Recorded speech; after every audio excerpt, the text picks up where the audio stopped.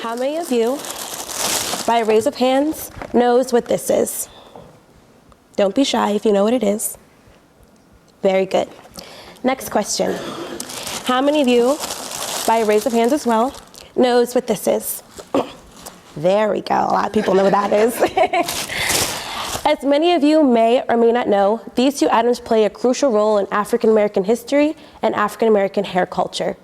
And don't worry if you don't know what these two items are, you definitely will by the end of this discussion.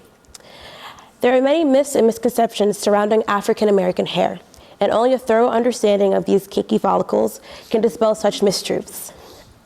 As individuals striving to learn more and more about different peoples and different cultures, it's important for us to understand the key aspects of someone else's culture. And for African Americans, that key aspect is our hair. Now, as someone born with the hair in question, I have spent years of my own time and my own money trying to learn how to care for the afro I was born with. Not only that, but I spent months and weeks studying this topic in a variety of mediums in order to present this to you today.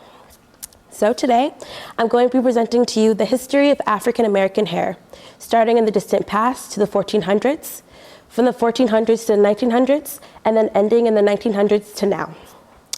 So let's begin our trip back in time by diving into the ancient African tribes of the 1400s. Ancient African hair care served as a form of communication and served as a spiritual connection to the spirit realm to these people. To the Mendi, Yoruba, Mandingo, and Wolof people, African American hair served as a form of complex language system, as brought out by Ayanna D. Bird and Laurie L. Tharps in their book, Hair Story, Untangling the Roots of African American Hair. Now, to these individuals, the way one styled one's hair signified a bunch of different things. It could determine your marital status, your age, what tribe you're from, your wealth, and a variety of other things. Not only that, but these people also believed that the hair served as a form of spiritual connection, for they felt that the gods communicated to the people through their hair and to their soul. Because of this, the treatment of hair was very important, and only a key few individuals in the tribe were even allowed to touch hair, let alone to style it. These individuals, or hairdressers, spent days, even weeks, washing, combing, and styling the hair. But the treatment of African American hair steadily declined as slavery was introduced. The introduction of slavery changed African American hair care forever, and the years that followed were filled with methods and ways that try to manipulate the afro texture of the hair. The beginning of this descent could be seen in the traditional head shaving of the slave. So normally, when a slave was caught, his head was shaved. This is seen as taking away that slave's African culture and erasing that link that slave had to his ancestry, to his history, to his tribe. And when that slave reached the Americas, it only got worse. The conditions the slaves had didn't allow them to have enough time to rest, to eat, let alone to do their hair. Because of this, many slaves began using sheep carding tools. You know those tools that people use to rake out fleece? Yeah, they began to use that on their hair. And the long and beautiful tresses of Mother Africa soon turned to dry and matted afros. And due to shame and neglect and just hating the way they looked, many slaves began to cover their hair with handkerchiefs or scarves. And European landowners began to view African American hair in distaste. And this warped viewpoint was later adopted by the slaves themselves. Many of them began to feel that in order to be accepted, in order to look pretty, they had to look more European. They had to be lighter skinned. They had to have straighter hair texture. Because of this warped viewpoint, there was a massive influx of products that was directed and targeted specifically for African Americans and their hair, with entrepreneurs like Madam C.J. Walker and George E. Johnson making hot combs and relaxers respectively to feed this demand to look more European.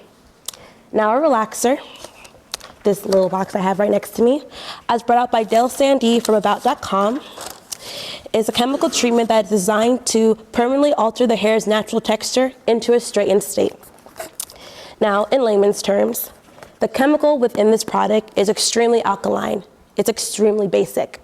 So what it does, it breaks down the proteins in one's hair and leaves it in an altered state.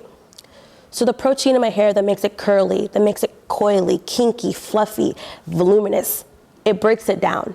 And what you have left is a straightened hair.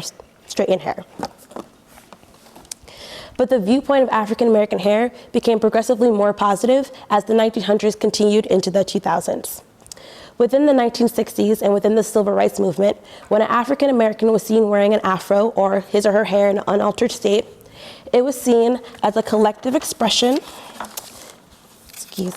a collective expression of culture, history, and genetics, as brought up by Stacia Brown in her article, My Hair, My Politics. And she also relates how an afro was not just hair, but was also a symbol of their political stance. Many African Americans began to style their hair with afro picks, just like this one, and they would even use it as an accessory to symbolize their political stance.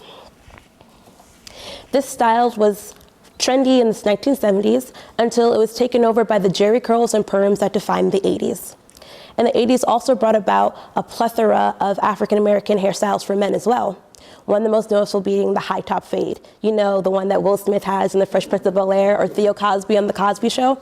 That was very popular during the 80s. The 1980s and the 1990s also brought about a massive increase of women wearing hair pieces and extensions. And a lot of people don't understand why. Well, African American women always struggled with not having good hair or not having the hair texture or hair length that they always wanted. So wearing a weave, wearing a wig allowed them to have the texture and the length and the thickness they always desired, but also allowed them to protect their own hair underneath.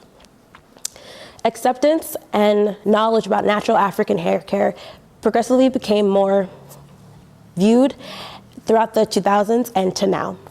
Many African American individuals are now wearing their hair naturally, like I am today, than wearing it pressed out or chemically treated. And although there has been some contention and conflicts between women with natural hair and women with relaxed hair, it can generally be stated that the acceptance and knowledge of African American hair has expanded greatly into the millennium.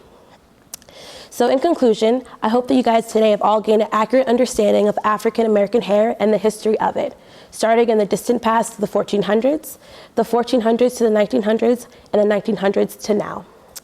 I truly hope that with this new information you guys just learned, you guys are now less likely to believe the various myths and misconceptions you hear about black hair. So next time you see a cool afro or a fly high top, you now know the expansive, elaborative, and beautiful history behind those two styles. And most importantly, you guys now know what these two items are. Thank you.